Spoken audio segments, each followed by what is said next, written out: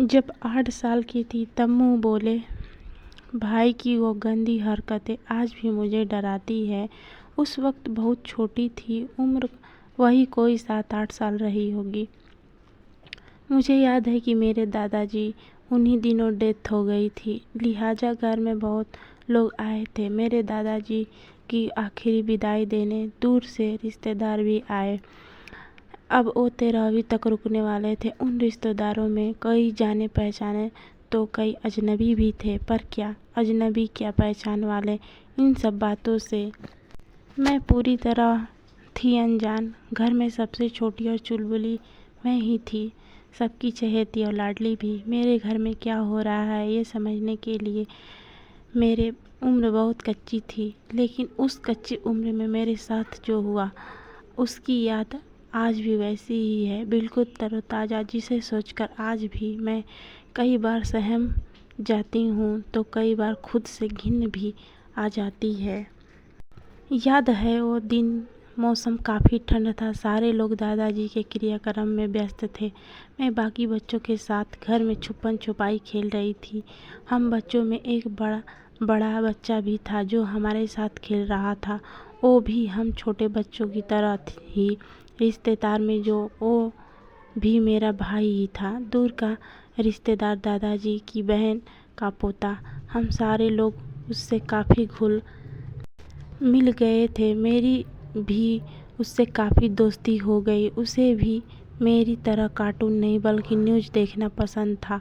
वो मुझे सबके सामने प्यार करता, छोटी हूँ कहकर पुचकारता भी, मेरी होनहारी की तारीफ़ करता, कभी गोद में खिलाता तो कभी गोद में उठाकर बाहर भी ले जाता, कभी चॉकलेट खिलाने तो कभी यूं ही घुमाने। पर उस दिन बहुत कुछ अजीब हुआ, इतना अजीब कि मैं आज भी उसे या घटना को याद कर उसे महसूस कर सकती हूँ और फिर सारी तस्वीरें मेरी आंखों के सामने ऐसी ही आ जाती हैं जैसे कोई डरावनी फिल्म। एक दिन अचानक कमरे में मैं उसके बगल में छुप गई। मैंने उनसे कहा, भैया किसी को बताना मत, मैं आपके पास छुपी हूँ, ठीक है? नहीं बताऊँगा। उससे यही कहा था। खेल का बहाना देकर उसने मुझे कहा, मेरे पास आ जाओ, मेरे इस कंबल में जहाँ मैं तुम्हें छुपा लेता हूँ और कोई भी तुम्हें ढूंढ नहीं पाएगा। फिर ठंड भी थी और मैं छुप गई क्योंकि वो खेल मुझे जीतना था और मैंने उसकी बात मान ली। उसने मुझे प्यार से पुचकारना शुरू किया। मुझे अच्छा लग रहा था, पर धीरे धीरे मुझे अजीब सा लगने लगा।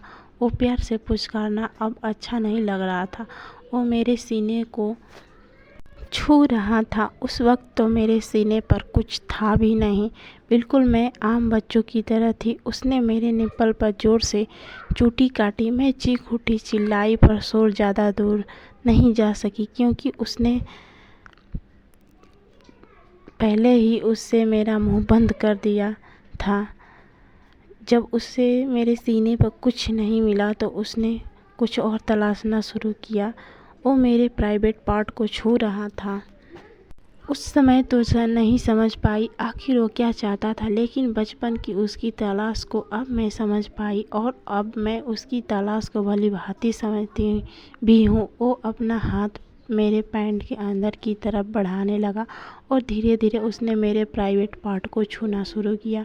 मुझे कुछ समझ नहीं आ रहा था, जैसे मैं खुद नहीं छूती थी उसे वो क्यों टच कर रहे हैं आखिर। मेरे साथ ये क्या हो रहा है? वो मेरे प्राइवेट पार्ट में उंगली क्यों डाल रहा है? मैंने पूरा जोर लगाया, सारी ताकत झोंक दी खुद को छुड़ाने की, लेकिन नहीं छूट पाई। मैं नहीं बच पाई। मैंने जोर की आवाज़ लगाई और फिर उसने मुझे छोड़ दिया। उसने छोड़ दिया तो पर मेरी आवाज़ को हमेशा के लिए खामोश कर दिया। 13 दिन तक वो मुझे किसी न किसी बहाने ऐसे ही छूता रहता और मैं कुछ नहीं कर पाती। मैं अपनी माँ को सब बता देना चाहती थी पर नहीं बता पाई। वो मुझे कहती, सारे बच्चे भैया के साथ सोएंगे। मुझे तो उसका नाम भी नहीं पता था। मुझे अपनी माँ से नफ़रत हो गई। वो क्यों नहीं मुझे सुन रही थी? बाहरी से ज़्यादा अपनों से ही है हमें खतरा। आखिर मेरे अपनों ने ही मेरे बदलते व्यवहार को क्यों नहीं देखा, और अगर देखा भी तो नज़रअंदाज क्यों किया। माँ ने मुझे बाकी मम्मियों की तरह गंदे तरीके से छूने के बारे में क्यों नहीं बताया था, जिसे आजकल गुड टच और बैड टच कहते हैं। माँ मुझे में और मेरे भाई में कोई फ़र्क नहीं करती थी, पर वो क्या भूल गई थी, मैं एक लड़की हूँ और कई वहशी दरिंदे आसपास ही हैं, सिर्फ बाहर ही नहीं। अपने घर में भी मुझ जैसी ना जाने कितनी लड़कियां होंगी जिसने शारीरिक और मानसिक प्रताड़ना झेली होगी, और हो सकता है आज भी झेल रही होंगी। मैं ये दावे के साथ कहती हूँ, इसकी शुरुआत कहीं ना कहीं अपने घर से होती है और अपनों से होती है, पर हम किसी को बता नहीं पाते हैं। न जाने हम क्यों डर जाते हैं, और तो और हमारे घर में भी हमारी आवाज़ को अनसुना कर दिया जाता है। ऐसे करने से कई बार हम खुद को ही कसूरवार मान लेते हैं, लेकिन ऐसा कब तक चलेगा। और हमें अपनों के खिलाफ आवाज़ उठाने में हमारे अपने ही रोक लेते हैं, जिसकी वजह से उस गम को हम सारी उम्र साथ लेकर चलने को मजबूर हो जाते हैं। आखिर कब तक।